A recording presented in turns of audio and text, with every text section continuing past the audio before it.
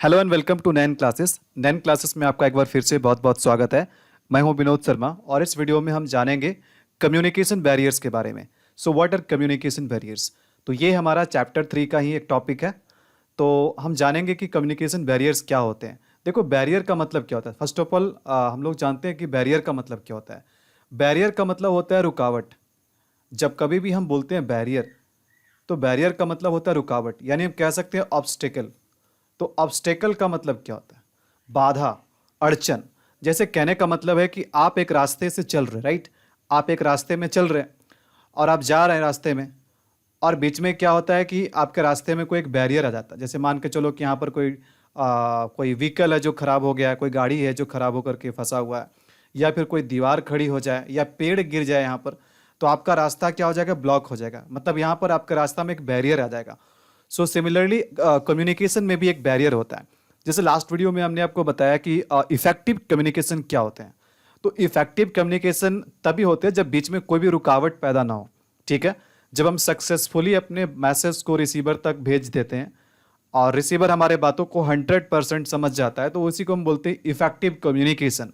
लेकिन effective communication के लिए क्या क्या जरूरी चीज़ें हैं जो मैंने आपको लास्ट वीडियो में बताया। तो ध्यान देना यही है कि हमारा इफेक्टिव कम्युनिकेशन बना रहे, इसके लिए हम बैरियर्स पे भी ध्यान देंगे कि कोई भी ऐसे बैरियर्स बीच में ना आ जाए जो हमारे कम्युनिकेशन को खराब करे, उसे रोके, राइट। तो इसी के बारे में हम इस टॉपिक में जानने वाले कम्युनिकेशन बैरियर्स जिसे हम कहते हैं। सो कम्युनिकेशन बैरियर्स के बारे में जानेंगे, और सेकंड हम जानेंगे कि कैसे हम ऐसे बैरियर्स को ओवरकम कर सकते हैं। ओवरकम का मतलब होता है कि हम उस पर जीत कैसे हासिल करें। जैसे कोई डर आपका है, तो उस डर को आप कैसे उस डर पे विजयी पा सकते हैं। सिमिलरली वो बैरियर है, तो उस बैरियर को हम कैसे हटा सकते हैं, उस रुकावट को कैसे हम रिमूव कर सकते हैं। सो सबसे पहले मैं आपको बताता हूँ कि बैरियर्स के क्या डेफिनेशन होते हैं। बहुत सिंपल सा है। So anything that prevents the receiver from receiving or understanding the message is called barriers. ठीक है। तो सिंपल सी चीज़ क्या है, देखो मैंने from the very first class मैंने आपको बताया कि कम्युनिकेशन में किसी भी कम्युनिकेशन में 3 इंपॉर्टेंट चीज़ इन्वॉल्व करता है। पहला चीज़ क्या है भाई? पहला उसमें सेंडर होता है। दूसरा क्या होता है? दूसरा उसमें मैसेज होता है। देखो एम का मतलब मैसेज। और तीसरा क्या होता है? रिसीवर होता है। तो देखो वैसे तो बहुत सारे एलिमेंट्स होते हैं, मैंने कम्युनिकेशन एलिमेंट्स में आपको बताया, बट 3 एलिमेंट्स मोस्ट इंपॉर्टेंट है, जिसमें क्या है? पहला सेंडर है, दूसरा मैसेज है, और तीसरा क्या? रिसीवर है, राइट। तो सेंडर का काम होता है किसी मैसेज को भेजना, और रिसीवर का काम होता है उस मैसेज को रिसीव करना, मतलब उसे अंडरस्टैंड करना, डिकोड करना। तो यहाँ पर ध्यान दीजिएगा, क्या होगा, कभी कभार क्या होता है कि सेंडर जब अपना मैसेज भेजता है तो बीच में मैसेज जब उसका जाता है तो बीच में कोई रुकावट आ जाता है, कोई ऑब्स्टेकल आ जाता है, कोई बैरियर आ जाता है, जिससे क्या होता है कि रिसीवर उस मैसेज को या तो वो आधा ही रिसीव कर पाता है, या तो कंप्लीटली मैसेज उस ब्लॉक हो जाता है, मैसेज उस तक पहुंचता ही नहीं है। तो इसी को हम बैरियर कहते हैं। तो कोई भी चीज़ जो एक कम्युनिकेशन प्रोसेस को रोके, जो उसमें बाधा क्रिएट करे, रिसीवर सेंडर ने कुछ भेजा लेकिन बीच में कोई ऐसे चीज़ें, कोई ऐसे फैक्टर आ गए जो जो रिसीवर की तरफ से क्या कर रहा है ना, उसको रोक रहा है, मतलब उसको रिसीव कर मैसेज को रिसीव करने या समझने में उसको प्रॉब्लम क्रिएट कर रहा है। तो उसी को हम कहते हैं बैरियर, राइट। यहाँ देखो एक दीवार खड़ी है ना, और यहाँ पर देखो ये माइक लेकर के, लाउड स्पीकर लेकर कुछ बोलना चाह रही है, बट क्या आपको लगता है कि ये बात जो भी बोल रही है, यहाँ पर देखो 2 रिसीवर खड़े, क्या इसको सुनाई देगा? बिल्कुल नहीं सुनाई देगा, क्योंकि देखो ये सेंडर है और इधर जो है रिसीवर है। अब ये लाउड स्पीकर से कुछ बोलना चाह रही है, बट यहाँ पर क्या होगा कि ये वापस ठीक है रिफ्लेक्ट होकर के इधर ही आ जाएगा, क्योंकि बीच में क्या आ गया? बैरियर आ गया। अगर ये दीवार नहीं होता तो क्या होता कि ये कम्युनिकेशन बहुत आसानी से हो जाता और मैसेज डायरेक्टली रिसीवर तक पहुँच जाता। सो आई होप कि बहुत ही सिंपल वे में मैंने आपको बताया कि कम्युनिकेशन बैरियर क्या होते हैं। नाउ अब हम जानेंगे टाइप्स ऑफ बैरियर्स के बारे में। ये सबसे ज़्यादा इंपॉर्टेंट चीज़ है जिसे हम वन बाय वन डिस्कस करेंगे। What are the types of communication barriers? Communication barriers में कितने टाइप्स होते हैं और ये क्या क्या है? देखो पहला क्या है? Language barrier. मतलब हम इसमें किस टाइप के रुकावट आ सकते हैं कम्युनिकेशन में, उसी टाइप को हम लोग यहाँ पर डिस्कस कर रहे हैं। तो यहाँ पर ध्यान दीजिएगा, पहला जो है मोस्ट इंपॉर्टेंट है language barrier. So language barrier क्या होता है? सिंपल सा बात को समझो, मैं बार बार बताऊंगा कि सेंडर, मैसेज और रिसीवर 3 इंपॉर्टेंट एलिमेंट है। तो देखो यहाँ पर क्या है कि सेंडर है, सेंडर कोई मैसेज भेजना चाहता है और कहाँ पर भेजेगा? रिसीवर के पास भेजेगा। नो डाउट एक रिसीवर तो होगा ही। तो देखो सेंडर जब यहाँ पर मैसेज भेज रहा है तो सेंडर को यहाँ पर समझना होगा कि जो हमारा रिसीवर है वो कौन सी भाषा समझता है। अब लेट्स से कि जो रिसीवर है ये हिंदी समझता है, रिसीवर को हिंदी भाषा समझ में आता है, और आप क्या कर रहे हैं, आप एक मैसेज को इनकोड कर रहे हैं। मैसेज को इनकोड करना का मतलब कि आप अपने मैसेज में एक लैंग्वेज दे रहे हैं और आप मैसेज को इंग्लिश में लिख रहे हैं, राइट। तो इससे क्या होगा कि जो व्यक्ति इंग्लिश समझ ही नहीं पाता, वो केवल हिंदी जानता है, वो कैसे फिर समझेगा आपके बात को। आप चाहे कुछ भी लिख करके दे दो, कुछ भी भेजो, वो रिसीवर आपके बात को नहीं समझ पाएगा। क्यों नहीं समझ पाएगा? बिकॉज रिसीवर जो है ना वो केवल हिंदी भाषा समझता है, और आप मैसेज किस भाषा में लिख रहे हैं, आप मैसेज को इंग्लिश लैंग्वेज में लिख रहे हैं। तो मुझे बताओ, जो व्यक्ति हिंदी समझता है, केवल हिंदी समझता है, क्या वो इंग्लिश के मैसेज को भी समझ जाएगा? नहीं समझेगा। तो इससे क्या हो जाएगा, कम्युनिकेशन आपका पूरा ब्लॉक हो जाएगा। मतलब इससे क्या होगा, कोई फायदा नहीं होगा, आपके कम्युनिकेशन के बीच में लैंग्वेज का एक बैरियर आ जाएगा। तो बहुत ही सिंपल सा चीज़ है। अब जैसे कहने का मतलब है, कोई व्यक्ति सामने है जो कि तमिल समझता है, तमिल भाषा समझता है, और आप उसको हिंदी लैंग्वेज में लिख करके दे रहे हो, हिंदी लैंग्वेज में अपने मैसेज को सेंड कर रहे हो, या फिर ये तमिल, लेट्स से कि ये तमिल व्यक्ति जो है ना, जो तमिल भाषा में बात करता है, या कोई भी भाषा हो, चाहे वो उर्दू हो, चाहे वो तेलुगु हो, चाहे वो कन्नड़ हो, कोई भी भाषा हो। अब आप तमिल भाषा में ये मतलब मैसेज को सेंड कर रहे हैं, और इसी बार आपका हिंदी समझता है, वो केवल हिंदी ही समझता है। तो नो डाउट कितना भी अच्छे तरीके से आप क्यों ना लिख दो तमिल भाषा में, हिंदी समझने वाला व्यक्ति आपके तमिल भाषा को नहीं समझ पाएगा। तो इसी को हम कहते हैं language barrier. So language barrier में एक तो सीधा सीधी आपके लैंग्वेज आता है, दूसरी चीज़ लैंग्वेज बैरियर में एक चीज़ आ रहा था, एक्सेंट। एक्सेंट का मतलब क्या हुआ, आपका बोलने का शैली। जगह जगह पे देखो, भाषा जोग्राफिकली जो लैंग्वेज है ना, कोई वर्ड आप जो उच्चारण कर रहे हो तो उच्चारण चेंज हो जाता है। सिंपली देखो, यहाँ पर क्या है कि हम इंडियन जो है ना, हम लोग अलग टाइप की इंग्लिश हम लोग भी बोलते हैं, लेकिन हमारा जो इंडिया का जो नेटिव टोन है ना वो आ जाता है। बट अंग्रेज लोग जब इंग्लिश बोलते हैं ना तो उसका नेटिव टोन आता है। ठीक है, जैसे फोनेटिक्स की बात करें तो बहुत सिंपल सी बात है, ध्यान दीजिएगा कि अगर रियल इंग्लिश के उच्चारण की बात करें ना तो उसमें त साउंड नहीं होता है, त साउंड होता नहीं, त के बदले में ट साउंड होता है, ट होता है, त नहीं होता है। बात समझ में आ रही है? जैसे कि कहने का मतलब है, अगर हम यहाँ पर लिख रहे हैं, अगर यहाँ पर हम लिख रहे हैं सीता, राइट, यहाँ पर हम लिख रहे हैं सीता, ठीक है, किसी का नाम है सीता, बट वो अंग्रेज लोग है ना, अंग्रेज इसको सीता नहीं बोलेंगे, अंग्रेज इसको कभी भी सीता नहीं पढ़ेंगे, इसको सीठा पढ़ेंगे, सीठा। इसलिए सीठा पढ़ेंगे क्योंकि त साउंड होता ही नहीं है, सो इट्स सीठा।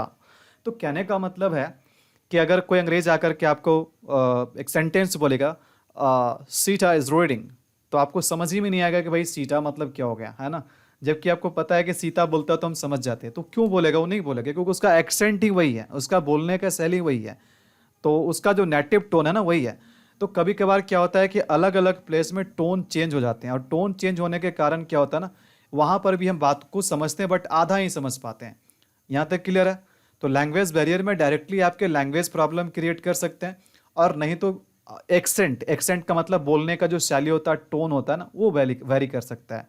अब जैसे हम लोग बोलते हैं महेंद्र सिंह धोनी, लेकिन अंग्रेज लोग पता है किस टाइप से बोलेंगे, महेंद्र सिंह धोनी, धोनी नहीं बोलेंगे, कोई दर धौ भी नहीं होता है। महात्मा गांधी, राइट, बट हम लोग महात्मा गांधी बोलते हैं। ठीक है, तो आई होप कि आपको यहाँ पर समझ में आ रहा है। ये केवल इंग्लिश और हिंदी की बात नहीं है। आप देखो, कोई चीज़ को कोई भी वस्तु है, कोई खाने का ही सामान है, बंगाली लोग वही चीज़ को अगर कुछ और बोलेगा तो किसी और तरीके के टोन उसमें आ जाएगा, है ना। बिहारी लोग बोलेगा तो उसमें कुछ अपना बिहारी टोन आ जाएगा। तो कभी कभार क्या होता है, टोन भी जो होता है ना वो थोड़ा सा दिक्कत करता है सामने वाला को समझने में। तो यहाँ पर तो समझ में आ गया, आई होप कि लैंग्वेज बैरियर क्या होता है ना। तो आपको हमेशा यह ध्यान रखना है कि जब आप किसी को मैसेज भेज रहे हैं तो सामने वाला बंदा भी जो रिसीवर है वो आप ही के भाषा को समझ पा रहा हो, वो समझ पाए, तभी आप उस लैंग्वेज में लिखना। देखो सेकंड क्या है, इमोशनल बैरियर, जिसे हम साइकोलॉजिकल बैरियर भी कहते हैं। अब देखो इमोशनल या साइकोलॉजिकल बैरियर क्या है, इसको हम सीधे सीधे तौर पे कह सकते हैं कि आपका मूड कैसा है। ठीक है, तो ध्यान दीजिएगा, बहुत ही प्रैक्टिकल और बहुत ही सिंपल से एग्जांपल मैं लूंगा। अब जैसे कहने का मतलब है कि जैसे मान के चलो कि आज संडे है, राइट, और आप लोगों के खेलने कूदने के दिन है, आज एक तरीके से आपका छुट्टी का दिन है। ठीक है, तो अब खेलने का आपने डिसाइड किया कि शाम को हम क्रिकेट खेलेंगे, शाम को अपने दोस्त के साथ क्रिकेट खेलने जाएंगे। बहुत खुश है, सुबह से ही बहुत एक्साइटेड है कि आप अपने फ्रेंड के साथ शाम को क्रिकेट खेलने जा रहे हैं, राइट। तो होता क्या है कि बट जब तक आप घर में हैं, घर में अब क्या हुआ कि किसी कारण से आपके पापा जो है ना, मतलब आपको बहुत डांट लगाए, आपकी खूब कुटाई खूब पिटाई भी हुई, राइट। अब उससे क्या हो गया कि आपका पूरा मूड खराब हो गया। दिन भर जो आप एक्साइटेड थे कि शाम को जाकर के क्रिकेट खेलेंगे, बट हुआ क्या कि आपका मूड खराब हो गया। मूड कैसे खराब हो गया? चूंकि आपको पिटाई हुआ है, आपको डांट पड़ा है, तो आपका मूड खराब है। आप उस तरीके से एक्साइटेड नहीं है। अब जैसे ही शाम होता है, आपका दोस्त आ जाता है बैट बॉल लेकर के कि चल भाई चल खेलने, टाइम हो गया। तो आप क्या करोगे उस समय? उसके बात को समझोगे नहीं, आप गुस्से से बोलोगे अरे जाओ ना यार, हमको नहीं जाना है, ठीक है। तो देखो, जिस चीज़ के लिए आप सुबह सुबह एक्साइटेड थे, आप देखो आपका मूड चेंज हो गया। कारण, तो बहुत सारे हमारे सराउंडिंग में ऐसे सिचुएशन आ जाते हैं, ठीक है, ऐसी मौसम आ जाती है कि हमारा मूड चेंज हो जाता है। कभी हम बहुत ज़्यादा खुश रहते हैं, कभी हम बहुत ज़्यादा दुखी रहते हैं, है ना, कभी बहुत ज़्यादा एक्साइटेड रहते हैं। तो ये हमारे सराउंडिंग से ये इफेक्ट पड़ता है। तो मूड पे बहुत डिपेंड पड़ता है। अब कहने का मतलब है कि जिस व्यक्ति को क्रिकेट खेलने के लिए, जिस बच्चे को क्रिकेट खेलने के लिए एक्साइटेड था, मतलब मूड था उसका, अब उसका मूड चेंज हो गया। अब आप उसको कितना भी क्रिकेट के खूबी के बारे में बताओ, खेलने के खूबी के बारे में बताओ, नहीं समझेगा, क्योंकि उसका मूड अभी कहीं और है, ठीक है। तो इसी को हम बोलते हैं इमोशनल बैरियर या फिजिकल साइकोलॉजिकल बैरियर भी कहते हैं। देखो एक और एग्जांपल लेते हैं इसके लिए, बहुत सिंपल से एग्जांपल लेते हैं।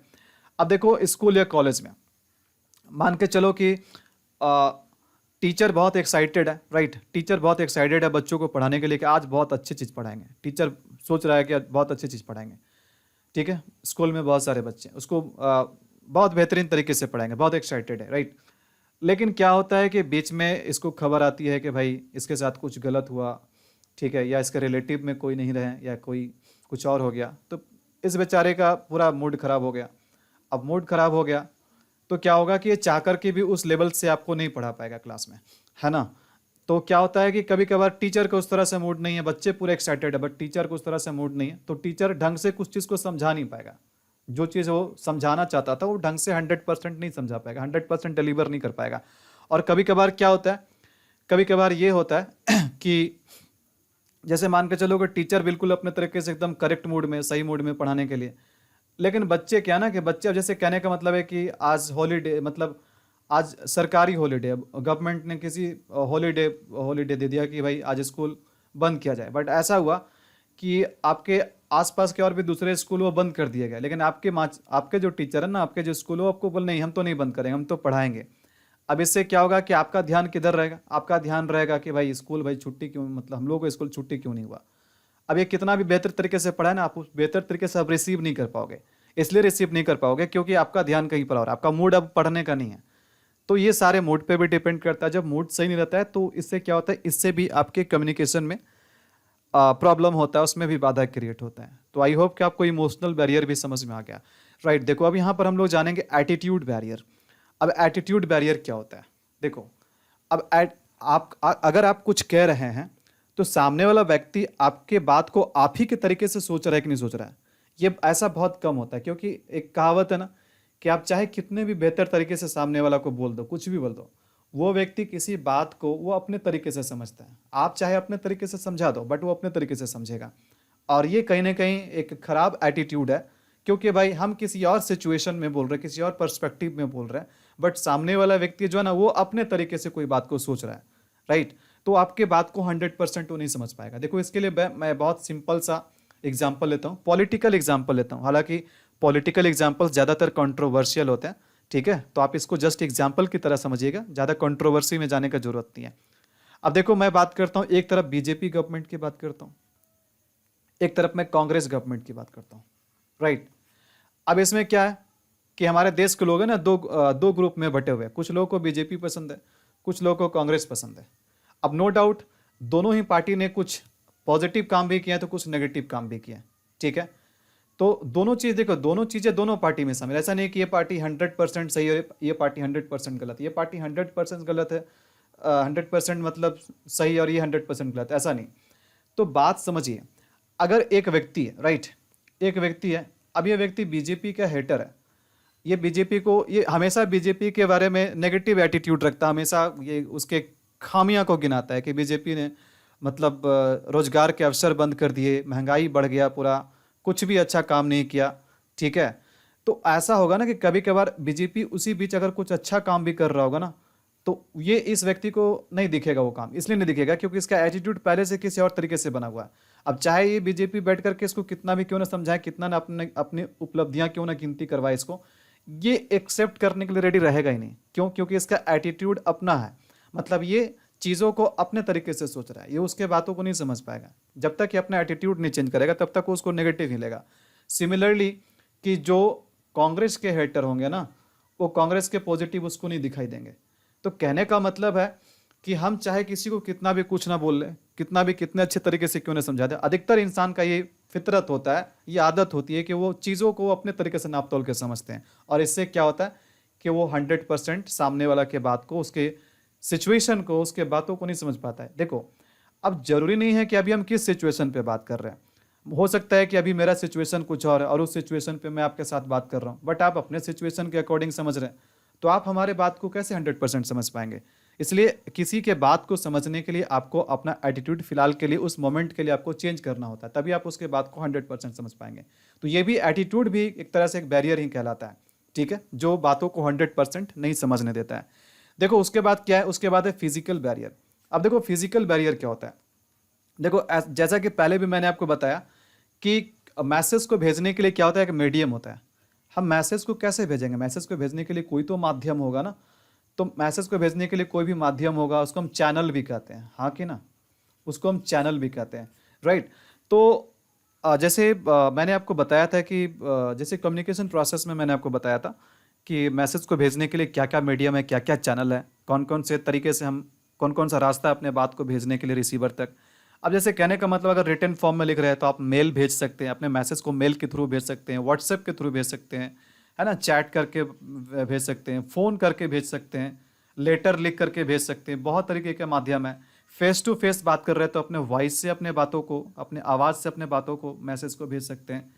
तो एक तरीके से जब हम फिजिकल बैरियर के बारे में बात कर रहे हैं तो आप हमेशा सबसे पहले समझिएगा क्या, चैनल के बारे में, मतलब मैसेज किस चैनल से जा रहा है। बात समझ में आ रही है? अब होता क्या है कि जब आप मैसेज भेज रहे हैं तो आपके जो जिस चैनल को भी आपने चुना, बीच में अगर कोई रुकावट पैदा हो गया ना, तो उसी को हम बोलते हैं फिजिकल बैरियर। सिंपल सी बात है, मैं आपसे फ़ोन से बात कर रहा हूँ, राइट, मैं आपसे फ़ोन से बात कर रहा हूँ, देखो मैं आपसे फ़ोन से बात कर रहा हूँ और फ़ोन से बात कर रहे हैं आपसे, और क्या होता है कि 1-2 मिनट तक बात बहुत अच्छा चला, एक दो मिनट तक बात बहुत अच्छा चला, बीच में नेटवर्क का बहुत भयानक दिक्कत आ गया, मतलब आवाज़ कटने लगे, आपका वॉइस ब्रेक होने लगा, और एक समय ऐसा हो गया कि हम हेलो हेलो ही बोल रहे हैं और मतलब कुछ आवाज़ आपके तरफ से नहीं आ रहा है, या फिर आप ही हेलो हेलो बोल रहे हैं और मेरे तरफ कोई आवाज़ नहीं आ रहा है। अब इससे होगा क्या कि जो कुछ भी मैं आपको बता रहा था आपको समझ में नहीं आएगा। यानी आप देखो, ये चैनल क्या था बात करने का, ये बात करने का चैनल था मोबाइल नेटवर्क, सेलुलर नेटवर्क थे। नेटवर्क के बीच में प्रॉब्लम आया, बाधा क्रिएट हुई, कम्युनिकेशन ब्रेक हो गया, कम्युनिकेशन में रुकावट आ गई, तो इसी को हम कहते हैं फिजिकल बैरियर। बात समझ में आ रही है?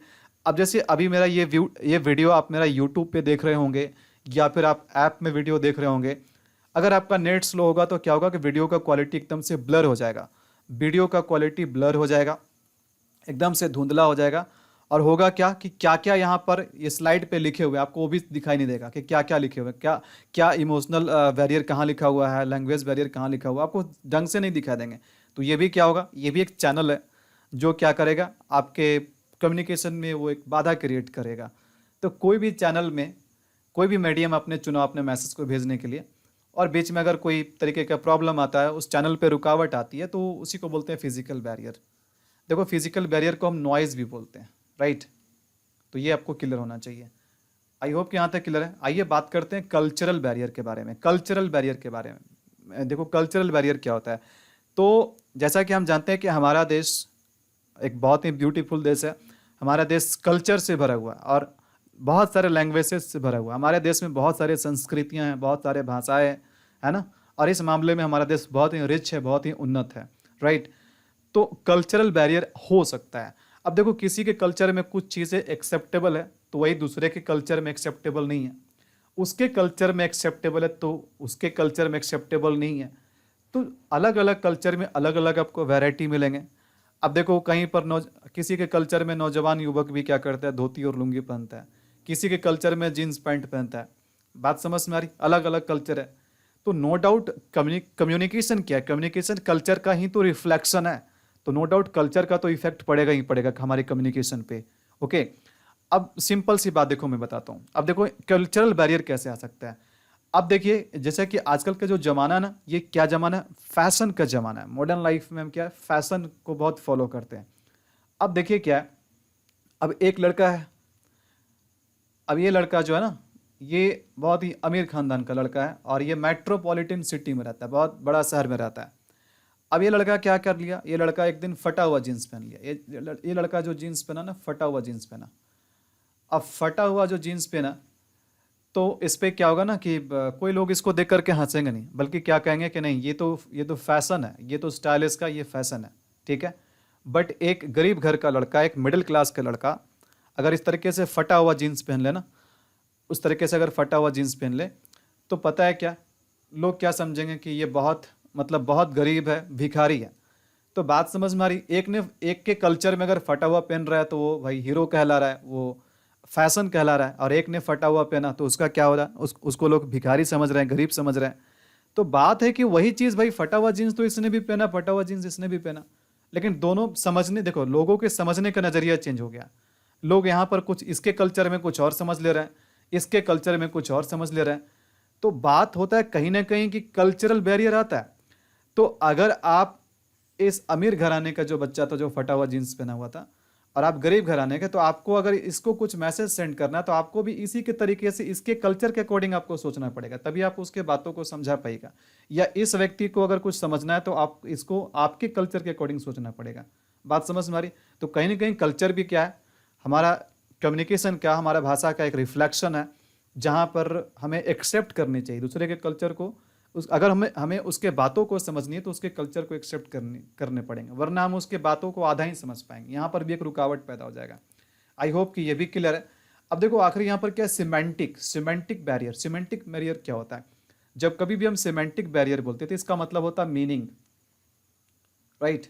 इसका मतलब होता है मीनिंग।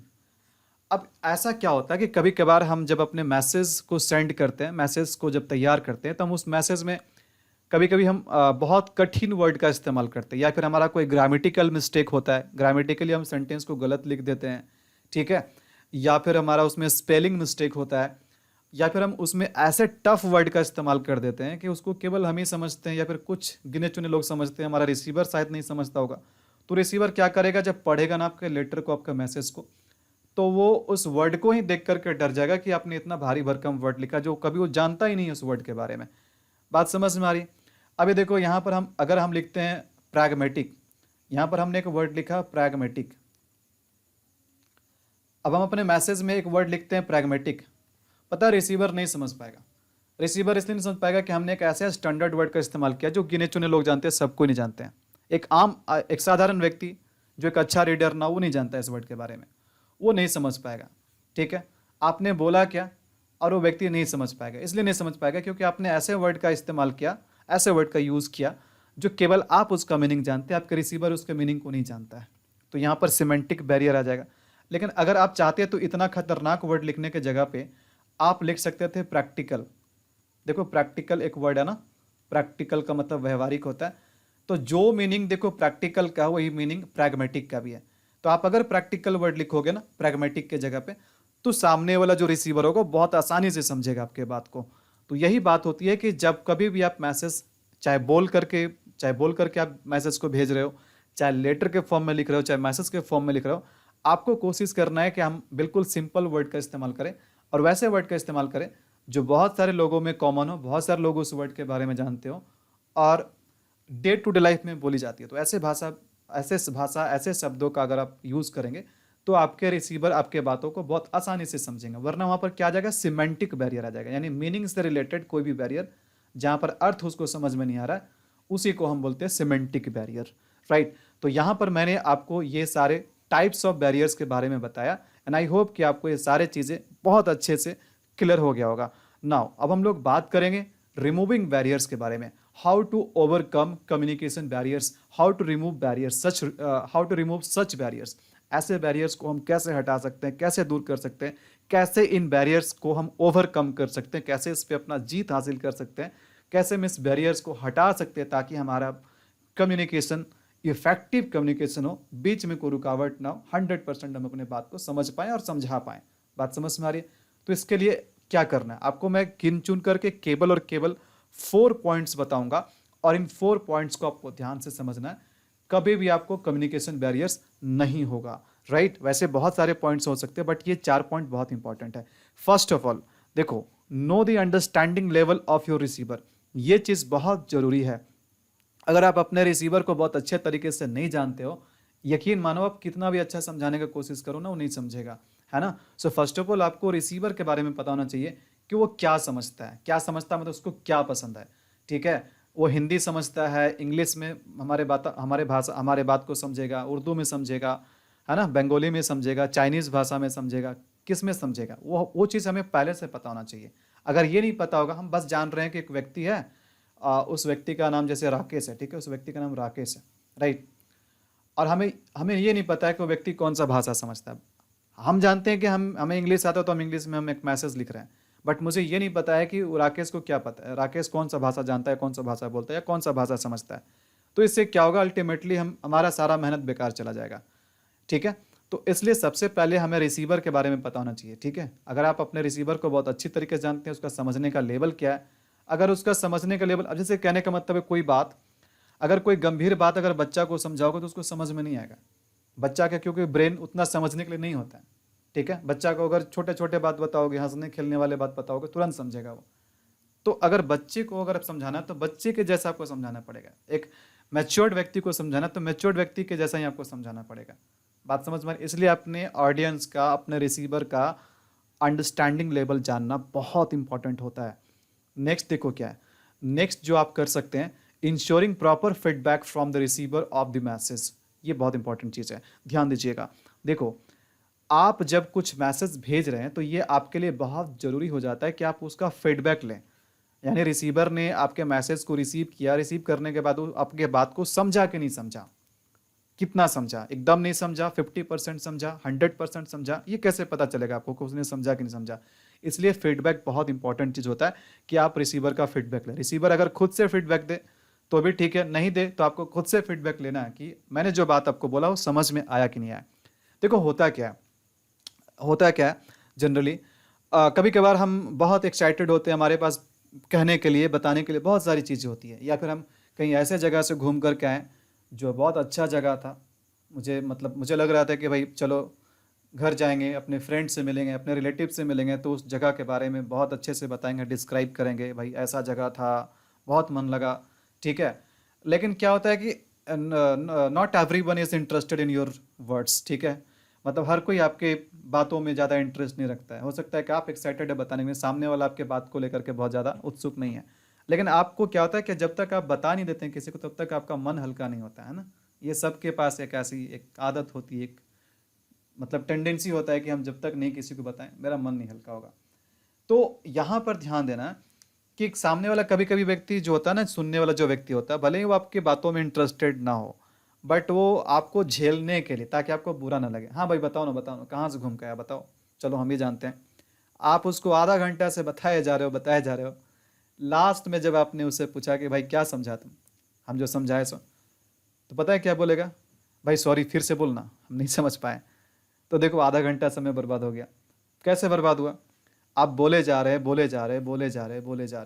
सामने वाला व्यक्ति झूठ में खाली हूँ कर रहा है, बट अल्टीमेटली हुआ क्या कि वो व्यक्ति केवल आपके तरफ फेस किया हुआ था, केवल आपको इशारा कर रहा था कि वो समझ रहा था, लेकिन वो सुन नहीं रहा था मन से, उसके कान कहीं और थे। बात समझ में आ रही। तो इससे क्या हुआ कि आपका सारा एफर्ट बेकार चला गया।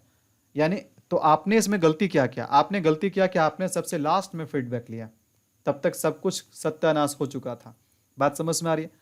तो यहाँ पर क्या है कि आपको एक सेंटेंस बोलना था, फिर से फीडबैक लेना था, फिर एक सेंटेंस बोलना था, फिर फीडबैक लेना था, राइट। तो जैसे देखो टीचर का भी आदत होता है, हम लोग भी आप लोगों को पढ़ाते हैं, तो कोई एक कंसेप्ट, एक पॉइंट बताते हैं और फिर पूछते हैं आई बात समझ में, तो आप बोलते हैं हाँ सर समझ गए। आप अगर आपको समझ में नहीं आता तो आप बोलते सर नहीं समझे सर, फिर से समझाइए, तो मैं फिर से समझाता, जब तक आप नहीं समझते तब तक मैं समझाता, ठीक है। फिर एक कंसेप्ट मैंने एक पॉइंट कंप्लीट किया, सेकंड पॉइंट बताने के बाद फिर से मैं बोलूँगा आई बच्चों बात समझ में आई, आप बोलोगे हाँ सर समझ में आ गया। तो देखो एक ये तरीका हुआ कि हम हर स्टेप में फीडबैक ले रहे हैं, और एक क्या हुआ कि हम सारे बात जैसे पता चला कि ये पूरा वीडियो 1 घंटा का लेक्चर है, वैसे 1 घंटा का नहीं होने वाला, डरिएगा मत। ठीक है, 1 घंटा का लेक्चर है, पूरा 1 घंटा मैंने, ठीक है, पूरा यहाँ पर 1 घंटा जितना भी बकना था बक दिया। लास्ट में मैंने बोला आई बात समझ में, तब बोलोगे सर नो सर फिर से वीडियो बनाइए, इससे क्या होगा? ठीक है, आपका तो शायद थोड़ा सा ही समय जाएगा, मेरा बहुत ज़्यादा समय चला जाएगा, है ना। तो इसलिए मैं भी कोशिश करता हूँ, इनफैक्ट हर टीचर कोशिश करते हैं, बीच बीच में पूछते रहते हैं कि बाबू समझ में आया, समझ में आया, समझ में आया। तो इससे क्या होता है कि बराबर फीडबैक लेते रहना चाहिए। तो फीडबैक लेने से दोनों का समय बचता है और कम्युनिकेशन सक्सेसफुल होता है। अब देखो तीसरा पॉइंट क्या है, डेवलपिंग लिसनिंग स्किल्स, जो कोई नहीं करता है। किसी को भी कितना सलाह दे दो, सुनने की क्षमता भाई किसी के पास नहीं, ये बहुत बड़ी चीज़ होती है। सुनने के लिए बहुत एफर्ट लगाना पड़ता है। आपको लगता होगा भाई सुनने में क्या एफर्ट लगाना है, लेकिन सुनने में जितना एफर्ट लगाना होता है ना, उतना बोलने में नहीं लगाना होता है। और एक चीज़ देखिए, एक कहावत है कि भगवान ने हमें, और ये सही बात भी है, भगवान ने हमें एक जुबान दी है और 2 कान दिए हैं। तो मुझे बताओ कि हमें ज़्यादा क्या करना चाहिए, ज़्यादा बोलना चाहिए, ज़्यादा सुनना चाहिए? ऑब्वियसली हमें ज़्यादा क्या करना चाहिए, बोलना, ज़्यादा सुनना चाहिए, बोलना कम चाहिए, राइट। लेकिन हमारा एक ट्रेंड है, हमारा एक टेंडेंसी है कि हम क्या करते हैं, हम बोलते ज़्यादा सुनते कम हैं, और इसी में क्या होता है, बात नहीं बन पाती है। तो हमें एक अच्छा लिसनर बनना चाहिए। अगर आप अच्छे से किसी बात को सुनोगे ना ध्यान से, तो यहाँ पर कम्युनिकेशन भी आपका सक्सेसफुल रहता है और आप बहुत आगे भी बढ़ते हैं। बात समझ में आ रही? तो यहाँ पर क्या है कि लिसनिंग स्किल बहुत इंपॉर्टेंट चीज़ हो जाता है। देखो, अगर सामने वाला व्यक्ति कोई भी इंटरेस्टिंग बात बता रहा हो, ठीक है, आपको मज़ा आ रहा हो उसके बातों में, तो ऑटोमेटिकली आप सुनने लगेंगे, आपको एफर्ट लगाने का जरूरत नहीं पड़ेगा। बट समटाइम ऐसा भी होता है कि सामने वाला व्यक्ति कोई ऐसा बात बता रहा हो जो आपके लिए इंटरेस्टिंग ना हो, आपके लिए मज़ेदार ना हो, तो आप क्या करेंगे, लेकिन आपका सुनना मजबूरी हो, तो आप पता है क्या करेंगे, आप आधा बात को सुनेंगे, आधा नहीं सुनेंगे। लेकिन अगर आपको उसके बात को 100% समझने का रिस्पॉन्सिबिलिटी हो, तो भले ही आपके लिए वो बात मज़ेदार हो चाहे ना हो, ठीक है, आपको सुनना पड़ेगा। तो वहाँ पर आपको एक अच्छा लिसनर बनना पड़ेगा, तभी आप अच्छा फीडबैक दे पाएंगे और तभी कम्युनिकेशन का प्रोसेस, कम्युनिकेशन का साइकिल सक्सेसफुली पूरा हो पाएगा, ठीक है। इसलिए लिसनिंग स्किल भी बहुत इंपॉर्टेंट है और लिसनिंग स्किल से भी हम अपना एक बैरियर हटा सकते हैं, एक बैरियर पे जीत हासिल कर सकते हैं, राइट। अगला देखो, एक लास्ट पॉइंट है, removing any pre conceived notion. Removing any pre conceived notion. अब देखो, प्री कंसीव्ड नोशन का मतलब क्या होता है, हम क्या करते हैं, कभी कभार किसी के बारे में कुछ पहले से एक अवधारणा बना लेते हैं, पहले से एक गलत कंसेप्ट, मिसकंसेप्शन बना लेते हैं अपने माइंड में, है ना। अब कहने का मतलब है कि आपने एक लड़का को देखा, एक व्यक्ति, एक युवक को देखा, राइट, और आप देख करके बोल रहे हैं कि यह व्यक्ति जो है ना चोर जैसा देखने में लग रहा है। मतलब आपने देखा और आपने एक धारणा बना लिया कि व्यक्ति जरूर चोर होगा ये, ठीक है। तो आप देख के कैसे केवल उसके हुलिया से उसके चेहरा देख करके आप बता दे रहे कि वो चोर है, ये ऐसा कैसे हो सकता है? हो सकता है कि वो शरीफ बच्चा भी हो, वो शरीफ व्यक्ति भी हो, है ना। आपने बोल दिया चोर है, बस आपने देखा, आपको जो समझ में आया बोल दिया। तो ये गलत है। पहले से किसी के बारे में, किसी चीज़ के बारे में, किसी व्यक्ति के बारे में हम कोई धारणा माइंड में नहीं बना कर रखेंगे। ये हमेशा क्या करता है, सामने वाला व्यक्ति जो अगर कुछ बोलने जाएगा ना, आप उसके बात को नहीं समझ पाइएगा, क्योंकि आप तो अपने ही मूड में घूम रहे हैं, आपका अपना खुद का दिमाग में खिचड़ी पक रहा है उसके बारे में, तो आप उसके बात को कैसे समझिएगा? तो इसलिए किसी भी तरीके का प्री कंसीव्ड नोशन नहीं होना चाहिए। हमें दूसरे के बातों को समझने के लिए उसके सिचुएशन में जाना पड़ेगा, हमें अपना फीलिंग्स वहाँ पर डालने का जरूरत नहीं है। हम क्या करेंगे, वो किस फीलिंग्स में, किस सिचुएशन में बोल रहा है, ठीक है, वो कैसा भी दिखाई दे, चाहे वो स्मार्ट दिखाई दे, चाहे बदसूरत दिखाई दे, चाहे जैसा भी हो, आपको क्या करना पड़ेगा, आप पहले से उसके बारे में कोई भी गलत धारणा नहीं रखेंगे, ठीक है। अगर आप पहले से माइंड में कुछ और भर कर रखेंगे, तो जो कुछ भी वो बात बताना चाहेगा आप नहीं समझ पाओगे। बात समझ में आ रही है? जैसे कहने का मतलब, कोई एक टीचर है और आपको पता है कि वो टीचर सही नहीं पढ़ाता है, आपने एक रट लिया कि वो टीचर सही पढ़ाता ही नहीं है, तो पता है पहले ही से आप, या फिर जैसे मान के चलिए कि आप किसी टीचर से पहले से आप खुद नहीं पढ़ें, लेकिन आपका दोस्त पढ़ता है और आपका दोस्त आपको आकर के बता दिया क्या कि नहीं नहीं वो टीचर सही नहीं पढ़ाता है, हमने उसके पास क्लास लिया था, वो ढंग से नहीं पढ़ाता नहीं है। आपने उसके बात को सुना और आपके माइंड में भी वैसा ही कंसेप्ट बन गया कि भाई सही में वो टीचर नहीं पढ़ाता होगा। लेकिन ऐसा भी तो हो सकता है कि समझने वाला का फेर हो सकता है कि आपका दोस्त ढंग से एक अच्छा मतलब एक अच्छा रिसीवर ना हो, वो आपके टीचर क्या पढ़ा रहे हैं उसको मज़ा नहीं है। हो सकता है कि आपको, अगर आप उस टीचर से पढ़े आपको अच्छा लग जाए, लेकिन आपका माइंड में तो पहले से कुछ चीज़ भरा हुआ, आपके दोस्त ने पहले से कुछ चीज़ें भर दी है कि नहीं वो टीचर तो पढ़ाता नहीं ढंग से। तो ये क्या होगा ना कि अल्टीमेटली वो टीचर हो सकता है कि कुछ ब्यूटीफुल चीज़ दे रहा हो सकता है कि वो ऐसा लेक्चर दे रहा हो जो हर किसी को समझ में नहीं आ, लेकिन जिसको भी समझ में आ रहा है वो बहुत काम की बात है। भाई लंबोर्गिनी कार रखने का जो औकात है ना, हर किसी का नहीं ना है ना। तो इसके लिए क्या है ना कि इसके लिए एक अगर अच्छा टीचर है तो एक अच्छा स्टूडेंट भी चाहिए, तभी उसके बात को समझ पाएगा। तो आप जब तक अपने फ्रेंड वाला बात को माइंड में रखोगे ना, तब तक आप उस टीचर का बेनिफिट आप नहीं उठा पाओगे। आपको खुद जा करके देखना पड़ेगा वास्तव में मेरा फ्रेंड सही बोला कि गलत बोला, तब आप उस चीज़ को सही से समझ पाओगे। वरना प्री कंसेप्ट नोशन से आपका कम्युनिकेशन में, अंडरस्टैंडिंग में प्रॉब्लम आना ही आना है। तो आई होप कि मैंने बहुत ही प्रैक्टिकल एग्जांपल्स दिए चीज़ों को समझाने के लिए कि कम्युनिकेशन बैरियर्स क्या होते हैं, कम्युनिकेशन बैरियर्स के क्या टाइप्स है, and how to remove these barriers, how to overcome these barriers. ठीक है, सो ये सारे चीज़ें थी हमारे इसके आज के सेशन में, और ये हमारा चैप्टर 3 का ही एक टॉपिक था। आई थिंक कि शायद एक टॉपिक और है, और वो टॉपिक इस चैप्टर 3 में 3 टॉपिक है। पहला मैंने इफेक्टिव कम्युनिकेशन के बारे में बताया, आज सेकंड टॉपिक मैंने आपको कम्युनिकेशन बैरियर्स के बारे में बताया। एक टॉपिक शायद ऐसा कुछ है कि how to compose effective message. मुझे लगता है कि पहले के ही लेक्चर में साथ ही में एक टॉपिक था, एक सब टॉपिक था, जिसमें मैंने आपको बता दिया कि कैसे एक अच्छा मैसेज कंपोज करते हैं। वैसे भी ये टॉपिक मुझे नहीं लगता है कि ये बहुत ज़्यादा इंपॉर्टेंट टॉपिक, क्योंकि मैंने देखा, रिसर्च किया, पिछले कई सालों में ये टॉपिक पे क्वेश्चन नहीं आया है। लेकिन खैर देखो, अगर मुझे लगता है बीच में कि नहीं मुझे ये टॉपिक बताना चाहिए, तो मैं कोशिश करूंगा कि वो तीसरा टॉपिक भी बता दूं। अगर नहीं लगता है कि ऐसा इंपॉर्टेंट नहीं, शायद मैंने पहले भी आपको बता दिया वीडियो में, किसी और वीडियो में वो चीज़ रिलेटेड था, तो फिर मुझे उसको बताने की जरूरत नहीं, मुझे सीधे 4th चैप्टर में जाना चाहिए। तो ये मैं नेक्स्ट वीडियो में आपको बताऊंगा। नेक्स्ट वीडियो में आपको पता चल जाएगा कि हम 4th चैप्टर में जा रहे हैं, कि फिर 3rd टॉपिक जो बचेगा उसका मैं वीडियो बना रहा हूँ, राइट। तो आई होप कि आपको यहाँ पर कम्युनिकेशन बैरियर्स बहुत अच्छे से समझ में आया। मिलूंगा आपसे नेक्स्ट वीडियो में, तब तक के लिए जय हिंद,